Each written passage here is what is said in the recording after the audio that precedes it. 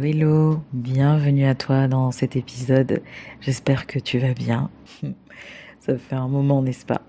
Alors installe-toi bien, parce que j'ai pas mal de choses à te dire. Ça fait un moment qu'on ne s'est pas parlé. Ça fait au moins un an que je ne me suis pas posée derrière ce micro pour te parler, te déposer mes pensées, mes réflexions, mes prises de conscience. Et me revoilà aujourd'hui en toute simplicité pour te parler à cœur ouvert dans cet épisode un peu particulier. Voilà, là je suis juste posée tranquillement et j'ai envie de papoter un peu avec toi pour te donner des nouvelles, te raconter un petit peu comment les choses se sont passées cette dernière année qui s'est écoulée. Et, et voilà, tout simplement. Alors en tout cas, si tu me découvres pour la première fois, je suis Melvina et actuellement tu écoutes Les Graines du Succès, le podcast qui t'aide à déployer ton business en conscience sans sacrifier ton bien-être et ta santé mentale. Que tu sois coach, thérapeute, doula, astrologue, médium, artiste ou gardienne du sacré, je t'aide à structurer ton activité sans compromettre tes valeurs et sans te couper de ton intuition. Et je suis aussi maman, il faut le dire, c'est important, multipotentiel, multicasquette, mais surtout, il ne faut pas oublier le plus essentiel, je suis une femme en chemin, tout comme toi.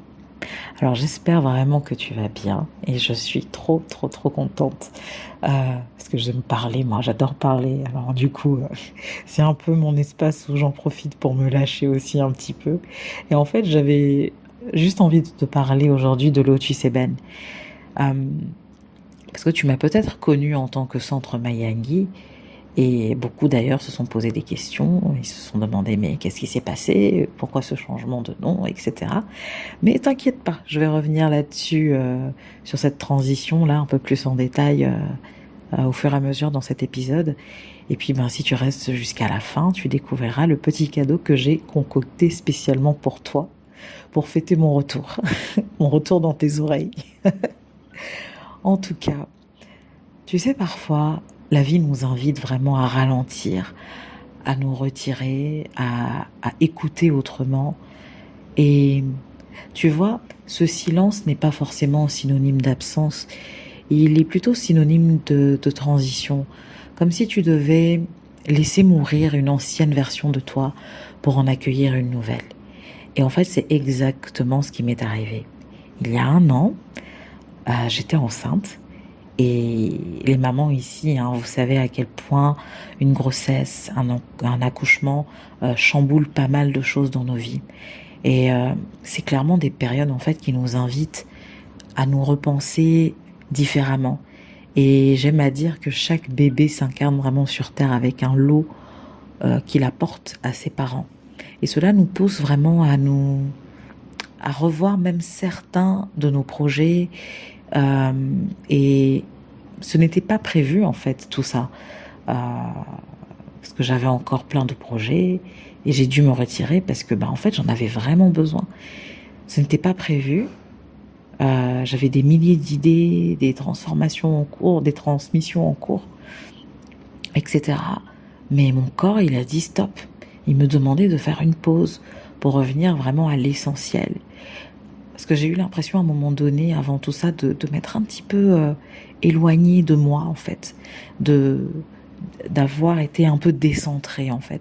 Voilà. Et donc, j'ai vraiment dû mettre beaucoup de choses en stand-by. Et c'est aujourd'hui que je me rends compte que, en réalité, je n'étais pas seulement enceinte d'un bébé. J'étais vraiment enceinte d'un nouveau cycle, d'une nouvelle vision, en tout cas d'une vision plus affirmée. Et à vrai dire aussi, il faut le reconnaître, c'est que je ne me reconnaissais plus du tout dans les injonctions de la spiritualité qui nous fait basculer dans le dogme et nous laisse vraiment penser que on est mieux parce que nous sommes soi-disant plus spirituels, plus connectés, etc. Alors que la réalité est que tout le monde, sans exception, est connecté à sa façon et qu'on n'a pas besoin de se retirer dans un groupe pour comprendre cela. Et donc je ne me reconnaissais pas non plus dans les solutions toutes faites qui promettent voilà, des transformations à travers des outils qui, à mon sens, étaient complètement déconnectés des réalités sociales, des luttes internes et de notre histoire collective. Ce que je veux dire par là, en fait, c'est que imagine qu'on te dise que pour te sentir mieux, tu dois faire au moins, je sais pas moi, 1 heure de méditation par jour, ou que tu dois absolument te purifier, etc., plusieurs fois par mois, par semaine, et tout ça. Mais tu n'arrives pas à intégrer en fait ces routines-là dans ton écosystème. Et donc, tu vas forcément ressentir en toi de la frustration, de la culpabilité, alors que il suffit juste que tu puisses prendre en compte en fait ton écologie, ton écosystème pour pouvoir adapter les choses en fonction de tes réalités. C'est pour ça que je dis que on a tendance à nous proposer, à nous vendre des solutions aujourd'hui qui sont assez déconnectées en fait d'une réalité authentique. Et donc voilà, c'est ça en fait le message qu'on t'envoie inconsciemment à travers tout ça, c'est tu n'es pas assez. Et du coup, tu finis par te déconnecter de tes besoins réels, qui ne sont pas nécessairement les besoins des autres. On est tous différents, on a tous un rythme de vie, un train de vie différent. Et donc tout cela finit par nous déconnecter et nous détourner de nous-mêmes. Donc clairement, tu vois, à travers le centre Mayangi, en fait, je ne voulais plus participer à cette vision qui pour moi était déconnectée d'une réalité authentique et spontanée. Je ne voulais plus être un canal de plus pour l'assistanat spirituel et intellectuel, et également pour la consommation rapide de réponses extérieures et d'injonctions culpabilisantes. J'avais plus envie en fait de véhiculer ce message où dès que quelqu'un a besoin d'une réponse sur sa vie, ou bien sur je sais pas moi, sur ses enfants ou autres, du coup tu te positionnes pas comme une sachante, parce que c'était pas du tout ma posture, mais on se positionne dans une posture en fait où on se sentait limite un peu responsable en fait des autres. Or, chacun devrait apprendre à se responsabiliser, à se prendre en main. Et je n'avais vraiment pas envie d'entretenir en fait cette posture de l'autre qui remet son pouvoir dans mes mains et moi qui ai la posture de pouvoir lui apporter les réponses, ou qui soit même à même en fait de pouvoir mieux lui indiquer ce qu'il ou elle est censé faire en fait dans sa vie. Et donc en réalité j'avais juste envie de revenir à l'essentiel, de revenir à la simplicité. Et c'est vrai, le centre Mayangi était un espace sacré, un lieu de soins, d'accompagnement, de transmission, où j'ai accompagné des centaines de personnes, mais surtout des femmes, à se reconnecter à elles-mêmes. Mon discours a toujours été celui-là. Tout est en toi, tout est en nous. Et vraiment, le centre Mayangi m'a porté. Cet endroit m'a forgé, et t'as peut-être accompagné toi aussi.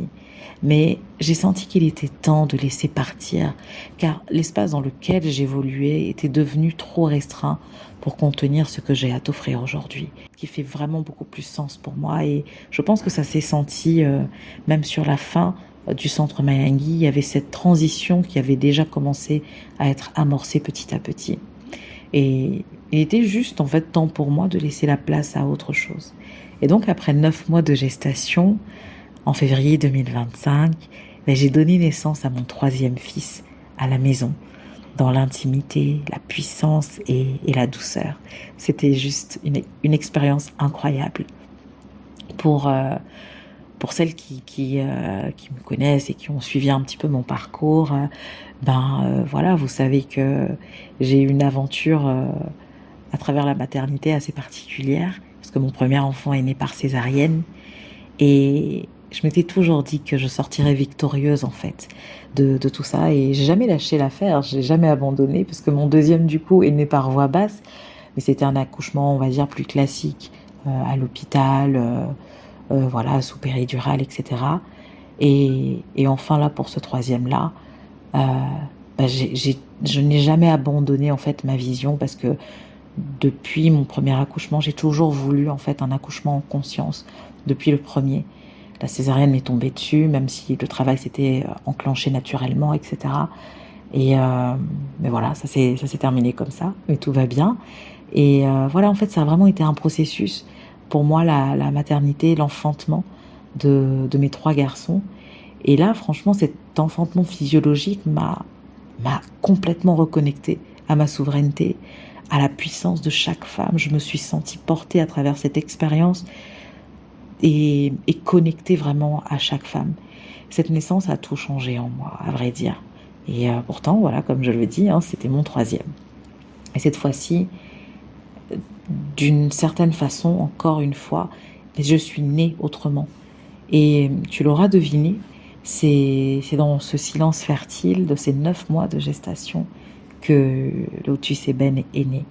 Et ce nom, forcément, m'est apparu et comme une évidence. Pourquoi? Parce que tu le sais peut-être, hein, le lotus pousse dans la boue, il éclot dans le chaos, dans la densité. Et l'ébène, ce bois noble, c'est cette essence noire, profonde, enracinée dans les terres africaines, avec cette puissance subtile, etc. Et vraiment, pour moi, c'était un clin d'œil à mes racines, à mon ancestralité auquel je suis profondément attachée. Et en résumé, Lotus Eben, c'est ça, c'est la beauté qui émerge du chaos, la souveraineté au cœur de l'ombre, profondément connectée à mes racines. Et vraiment, cet espace, c'est un lieu où on apprend à penser par soi-même, à sentir dans son corps ce qui est juste. Et c'est un espace pour toutes les femmes sensibles, les femmes ambitieuses, les femmes qu'on a trop souvent appelées trop. Tu es trop sensible, trop curieuse, trop intuitive, trop complexe, trop différente, etc. Et justement, ici, tu n'as plus à choisir entre toutes tes facettes, parce que tu as le droit d'avoir des projets plein la tête et de vouloir respecter également tes cycles internes. Tu as le droit d'être ambitieuse et d'aimer juste passer du temps en toute simplicité avec tes enfants et ton conjoint. Bref, tu as le droit de vouloir honorer en fait toutes les facettes de toi, ta richesse intérieure, sans avoir le sentiment de devoir mettre de côté une partie de toi. Et donc ici, tu l'auras compris, voilà, on n'est pas là pour faire du développement personnel nombriliste, pré-mâché ou du New Age, pas du tout. Au fond, je me rends compte que ma vision profonde, en vrai, elle n'a pas changé. Elle s'est juste affinée, elle s'est enracinée en moi. Je suis toujours là pour créer, faciliter des espaces de reconnexion à notre pouvoir créateur, à notre corps, notre matrice et notre feu intérieur, avec du leadership incarné, de la stratégie et du marketing vivant à présent. C'est vraiment ça qui me tient à cœur. Nous allons continuer à explorer notre corps plus en profondeur à travers notre système nerveux. Nous allons parler encore plus de notre énergie sexuelle, de nos cycles, mais aussi d'astrologie, de business, de structure et de spiritualité pour vraiment trouver notre équilibre entre le céleste et le concret, entre le sacré et la matière. En tout cas, j'ose croire qu'à travers mes mots, tu entends cet appel collectif où chaque femme prend sa place. Et là, il ne s'agit pas d'une place qu'on te laisse, non, mais d'une place que tu choisis, que tu incarnes et que tu construis. Parce qu'il est important qu'on comprenne qu'on ne s'en sortira pas seul, parce qu'on ne guérit pas dans l'isolement. La guérison devrait, en tout cas, à mon sens, être quelque chose de collectif, une responsabilité collective, voilà. Et donc, je crois qu'il est temps de se reconnecter à la vision, à la notion de tribu. Une tribu qui encourage véritablement la souveraineté et qu'on sorte enfin de l'esprit de la meute, l'esprit des groupes par défaut, des rassemblements de masse où au final personne ne se regarde vraiment et préfère jouer un rôle pour paraître. Au lieu d'aller vraiment chercher au fond de nous, même si c'est vrai que l'exercice n'est pas toujours facile, chacun y arrive au moment où il doit y arriver, donc il n'y a pas de jugement à avoir sur tout ça. Et d'ailleurs, si tu veux créer, accompagner, impacter, sans te perdre, et si tu veux trouver un équilibre entre le sacré, la stratégie, le cœur et la matière, etc., je te souhaite la bienvenue parce que tu es au bon endroit.